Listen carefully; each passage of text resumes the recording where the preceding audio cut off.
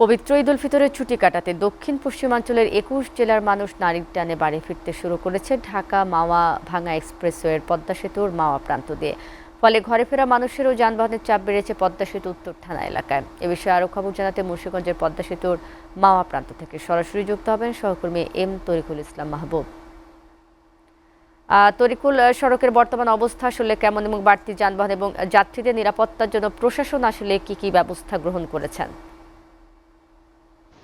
আর শারমিন যেমনটা বলছিলেন, আমি এই মুহূর্তে কিন্তু দাঁড়িয়ে আছি ঢাকা মাওয়া এক্সপ্রেস পদ্মা সেতুর মাওয়া প্রান্তে। আপনি দেখাতে চাইলে সকাল থেকে পদ্মা সেতুর মাওয়া প্রান্ত দিয়ে কিন্তু বিভিন্ন ধরনের যানবাহন রয়েছে। আর আমি শুরুতেই যদি বলে রাখি যে গত 17 তারিখ থেকে এ পর্যন্ত কিন্তু মাওয়া প্রান্ত দিয়ে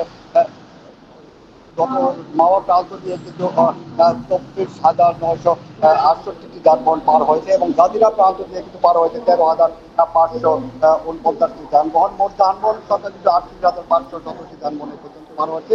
আর টোলের টাকার কথাও যদি বলি তাহলে কিন্তু ৪,১৮,৬০,৯০০ টাকার কিন্তু টোল এ পর্যন্ত আদায় হয়েছে এই পদ্মা সেতু দিয়ে। তবে সকাল থেকে কিন্তু আমি মহাসড়কে বিভিন্ন স্থানে কিন্তু প্রশাসন, সেতু কর্তৃপক্ষ, হাইওয়ে পুলিশ, ট্রাফিক পুলিশ, থানা পুলিশ ও জেলা প্রশাসন সহ কিন্তু বিভিন্ন প্রশাসনের লোকজন কিন্তু বিভিন্ন জায়গায় কিন্তু ঈদের বাড়তি নিরাপত্তার জন্য কিন্তু যাত্রীদের নিরাপত্তার জন্য কিন্তু বিপুল পরিমাণ পুলিশ মোতায়েন করেছেন। এছাড়া কিন্তু মহাসড়কের কিন্তু বিভিন্ন স্থানে কিন্তু অতিরিক্ত ভাড়া দাবি কেউ আদায় করতে না পারে এবং যাত্রীরা কিন্তু হয়রানি করতে না পারে সেজন্য কিন্তু মহাসড়কের বিভিন্ন স্থানে কিন্তু নির্বাহী ম্যাজিস্ট্রেটরা কাজ করছেন। এছাড়াও কিন্তু হাইওয়ে পুলিশ ও থানা পুলিশের পক্ষ থেকে কিন্তু বিভিন্ন স্থানে ডেকার রেডি রাখা হয়েছে যাতে দুর্ঘটনা ঘটলে সে দ্বারা যানবাহনগুলো উদ্ধার করতে পারে এবং কোথাও কোনো যানজট না হয়। আর আমি কিন্তু সকাল থেকে কিন্তু মহাসড়কের বিভিন্ন স্থানে থেকে কিন্তু বিপুল পরিমাণ যানবাহন কিন্তু এই পদ্মা সেতু দিয়ে পাঠাচ্ছে। তবে এখন পর্যন্ত কিন্তু